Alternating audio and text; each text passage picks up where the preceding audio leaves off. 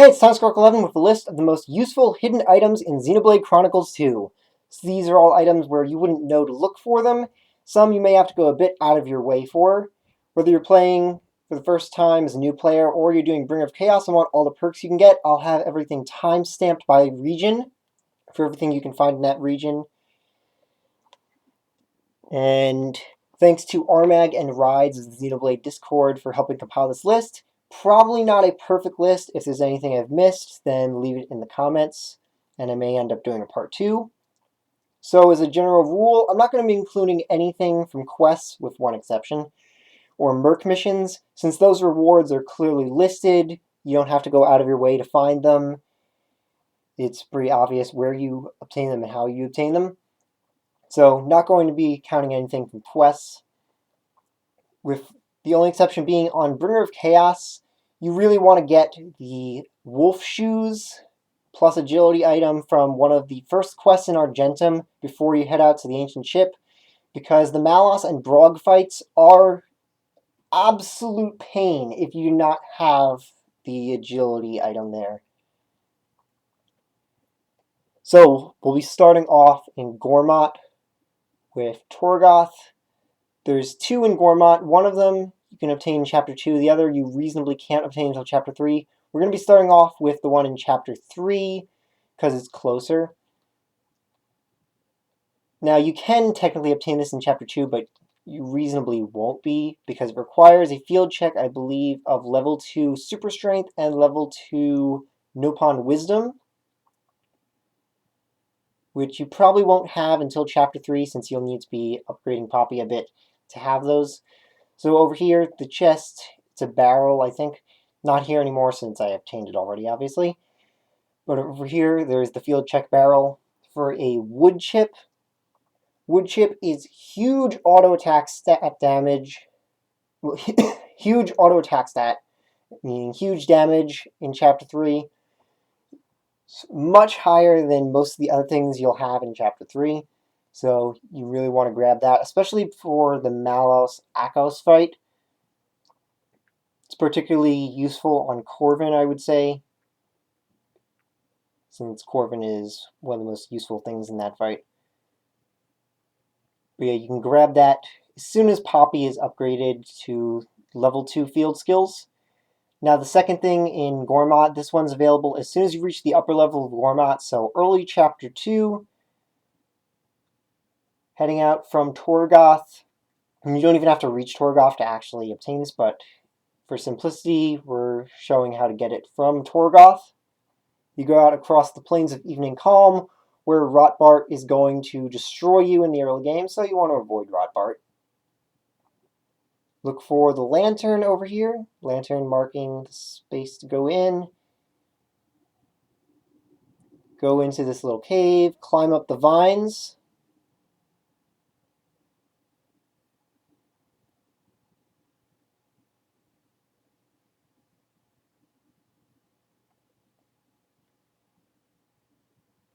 Cross Hushview Bridge, then down into Hermit's Hollow. So this is the Amethyst chip. Amethyst chip is massive auto attack for such an early game item, since you can obtain it before you get any other chips, really. The only other chips you have available would be the ones in the Torgoth shop, really. So around here, I think, is where the chest is. And the biggest thing about the Amethyst chip, besides just having huge auto attack damage for early game, with everything scaling off of auto attack, of course, is that it gives plus 50 agility to Rex from Pyra having it. And that makes it the best chip on Pyra for the entire game, all the way until the post-game. That is the best chip on Pyra, unless you're going to specifically be using Pyra instead of Mithra, in which case you would want other chips on Pyra. But if you're going to be using Mithra, which you should, then Amethyst chip is the best chip on Pyra, which you can get right at the beginning of the game. Whole game, it's great on her, since it applies the agility to Rex and not to your active blade. So that plus 50 agility is on at all times. Next up is Fonsamima Port.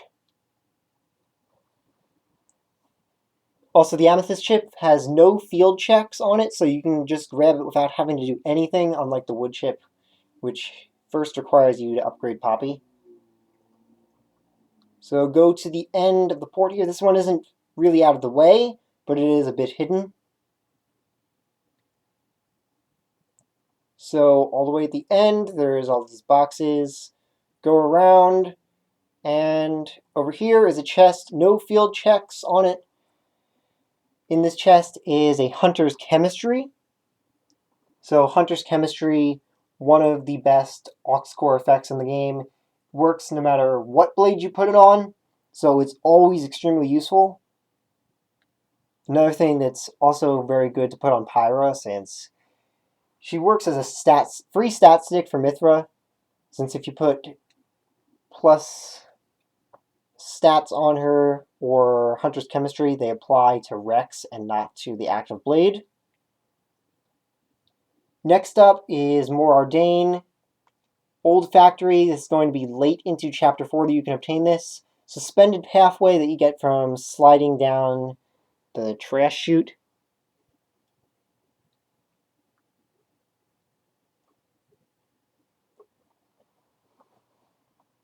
So I did a whole video on this once before, when 3 years after the game's release, I finally discovered that the Suspended Pathway is more than just this one little platform.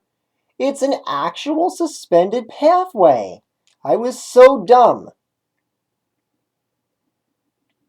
So darn it, I keep jumping too late. So you jump onto this pipe and then jump onto the pathway, the actual suspended pathway. You walk along the suspended pathway a bit. Now you won't be able to do this until very late into Chapter 4, because I believe there is a field check for Fortitude. I mean, you can have, if you got lucky, then you'll have blades with Fortitude already. But otherwise, you'll need QT for this first. QT and Vest, probably, because I'm pretty sure it's level 2 Fortitude. So I think right here you have to blow out a wall to get into this. So I think it's Fire Mastery and Fortitude. I could be... There might be two of them. One requires Fortitude and the other requires Fire Mastery and Wind Mastery. I don't remember the exact. But the only thing that you need besides common blades for that is just QT for the Fortitude. So go along these pipes. And in here will be a chest with an alphabet course. Also a lot of money. But who cares about money? You can get that so easily.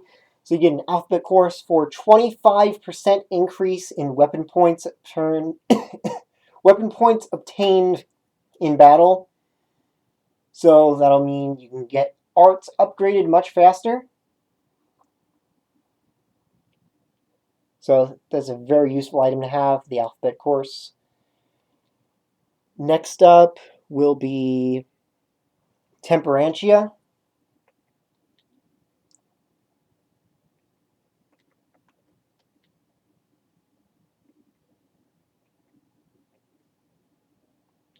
So we'll go to Toxbloom Spring, as that's the closest.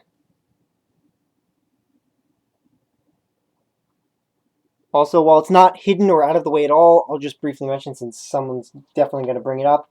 At the very first area of Temperantia, towards the end of Chapter 5, there is a chest with a Betascope in it.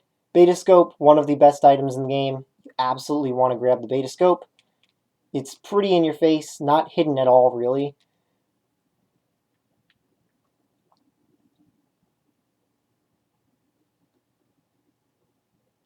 Alright, so first thing in Temperantia, besides that, is some endgame level chips that you can obtain as soon as you have access to Temperantia in Chapter 6.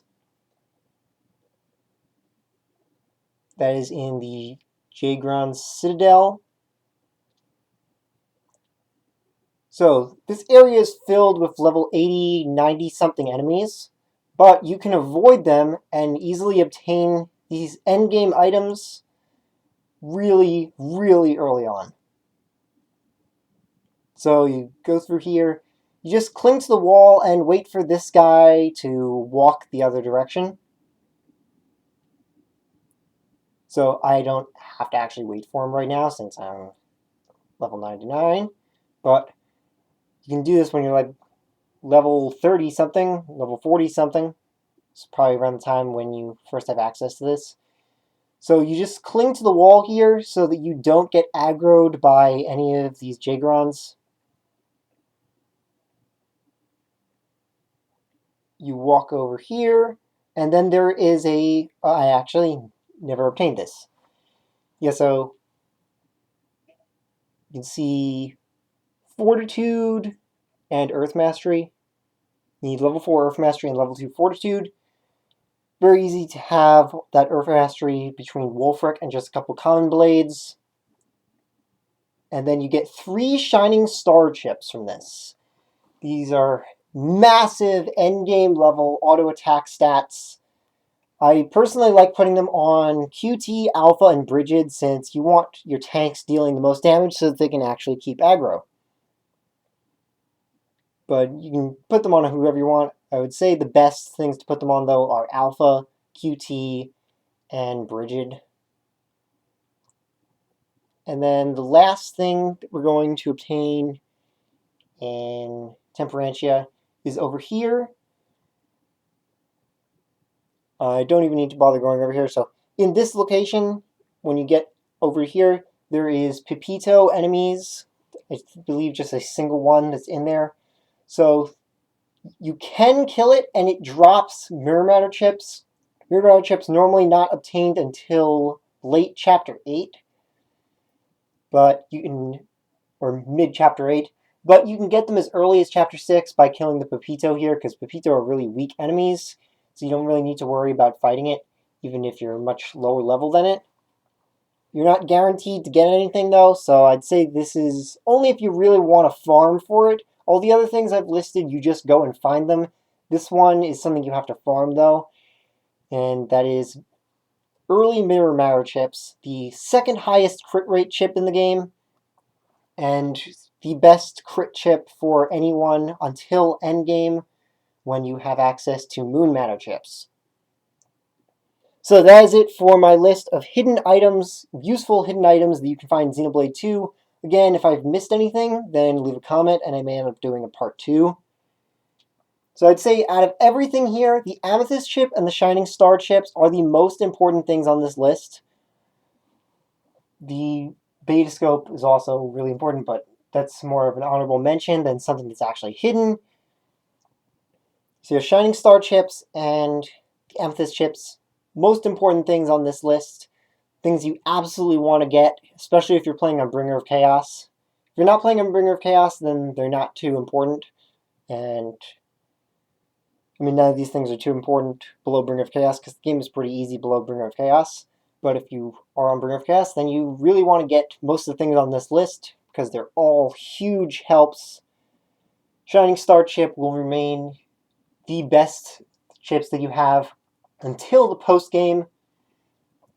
So if you watch to the end, then comment Blossom Dance to let me know. So, see you next time.